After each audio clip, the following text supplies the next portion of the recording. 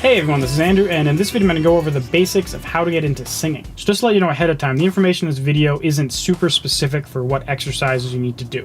I do show you some exercises that you can do that will take you far, but you're going to need to do some research to find more, depending on how often you have to practice. But the topics in this video are things that will take you, years to master, meaning that the ideas that I'm going to talk about, such as breathing exercises, singing exercises, scales, matching notes, listening to songs, that's something you're going to do throughout your entire singing career or singing hobby, whatever it is. So when I first started taking singing lessons, I had almost no prior singing experience.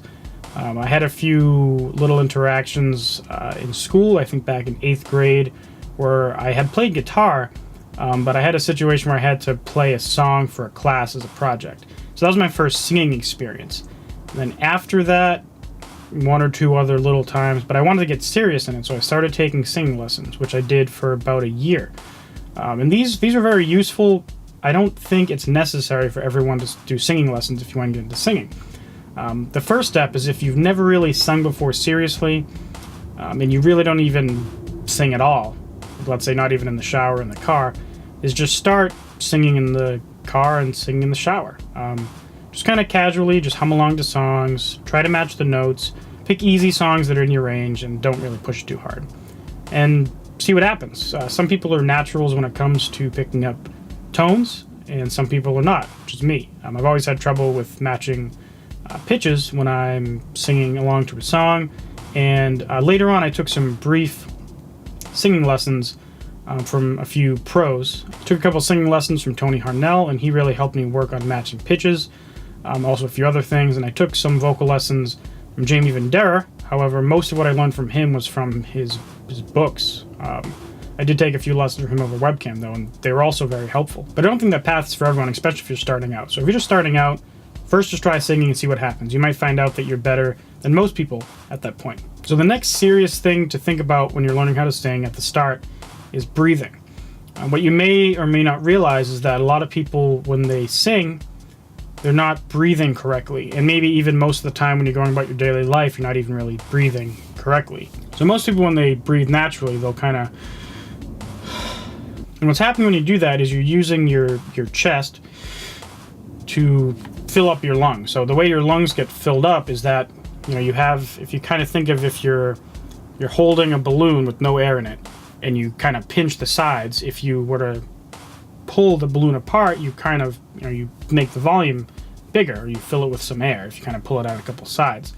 Your lungs are kind of the same way, whereas they're attached to your inside. So if you pull your chest up, it's going to kind of open up your lungs, which creates a partial vacuum, which pulls air in. The other method you can do that is from your diaphragm, which is much more controllable.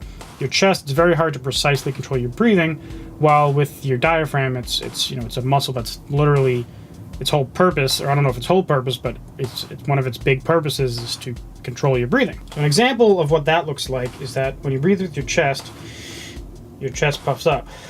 It's very hard to precisely control that. So if you're breathing with your diaphragm, try to get a side view here, your stomach goes in and out. So the first exercise that I did when I started, classical singing lessons at my local music shop is that he had me breathe out to a count. So he played a metronome, just click like that, and I would breathe out for a certain amount of counts, hold it for a certain number of counts, and breathe in for a certain number of counts. So what that looks like is I'll tap, and I'm going to breathe in for 2, hold for 2, and breathe out for 2. So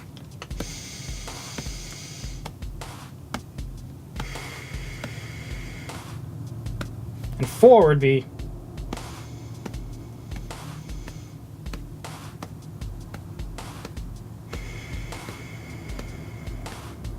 what you really want to emphasize when you're doing that is that you want to have kind of an even breathe in, even hold, and even breathe out. So the details of the exercise aren't too important. You want to make sure you're not pulling up your chest. You want to have all your breathing controlled with the diaphragm. But the purpose of this exercise is to get in the habit of using your diaphragm to precisely control your breath. So just keep doing that at different speeds and doing that at different beat counts. So it gets you in the habit, but also it actually allows you to learn how to use your diaphragm more effectively to control your breath. So the next big thing that we worked on when I was taking these singing lessons is that we were just working on singing some scales. So So if you have a guitar or a keyboard around, piano, whatever, you can hit some notes, and just sing along to them. First, I would recommend just hitting one note. And if you get off pitch, you'll start to notice some warbling. So,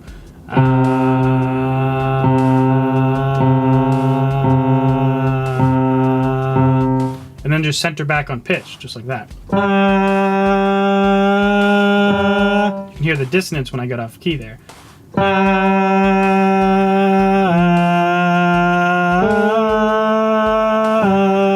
Hit some notes, bounce around, try to match them.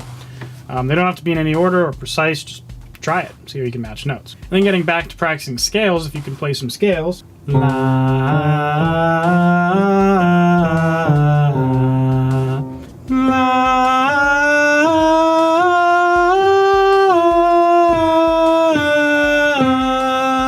The purpose of this exercise is to teach yourself the ability to hear a note and match it, and then also to learn the intervals between your voice in the case of scales or hitting random notes.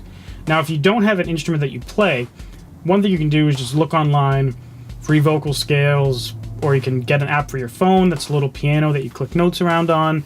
Anything will work. You just need some kind of note to hit and potentially scales once you get to that level. Now, if you're interested, I do also have a Bandcamp album, so to speak, which is some vocal scales.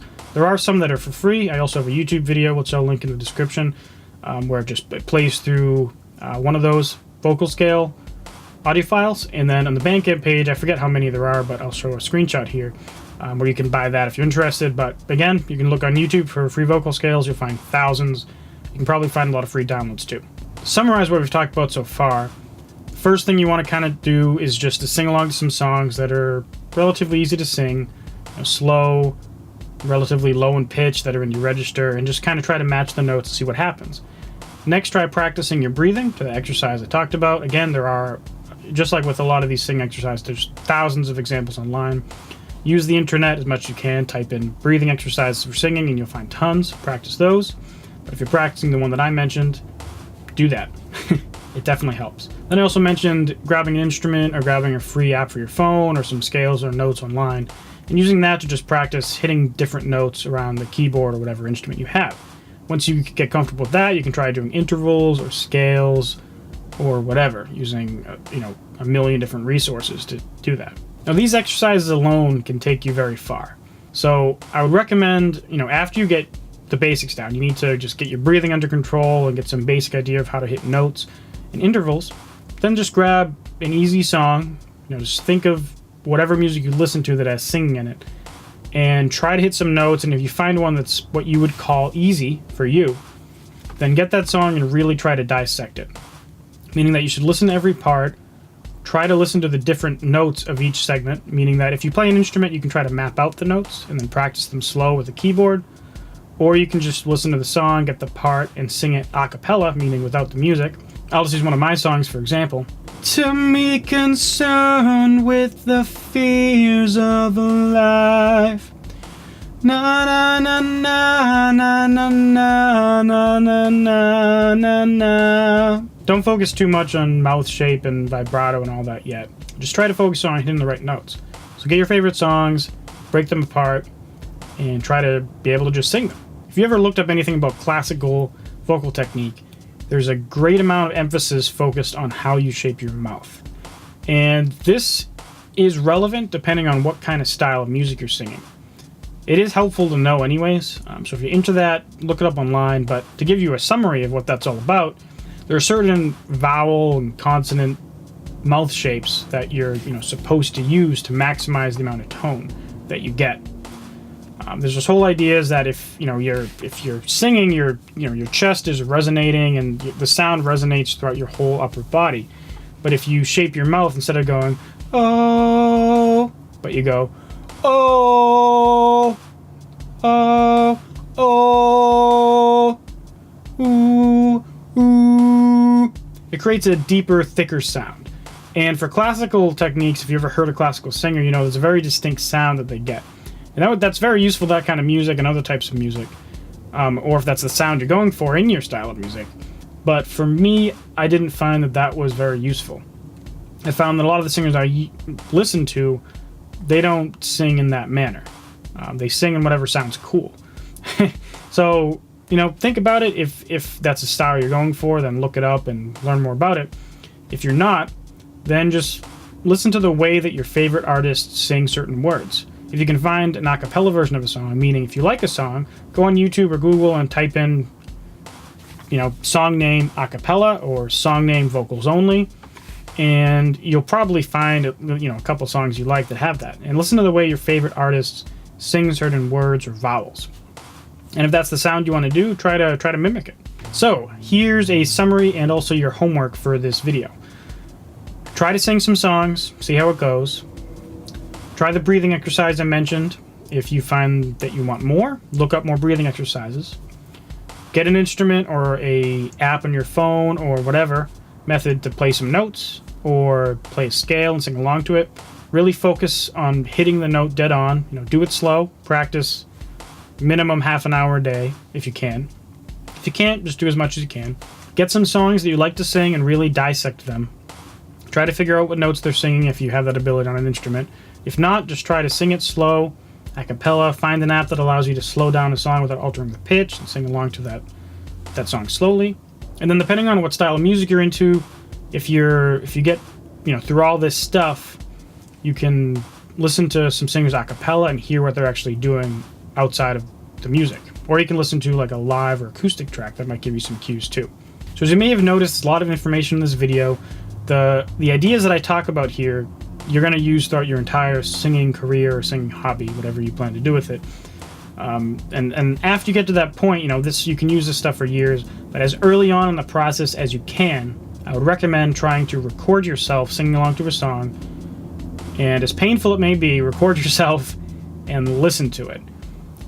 There's nothing like having instant feedback from audio of you singing. That's really the only way you can tell how you sound is through listening to yourself and recording, because the sound you hear in your head is not the same sound that you hear in real life. Thank you very much for watching. If you enjoyed this video, please subscribe for more. I upload videos every single Friday at least. Like this video if you enjoyed it, and I'll see you next time. Bye.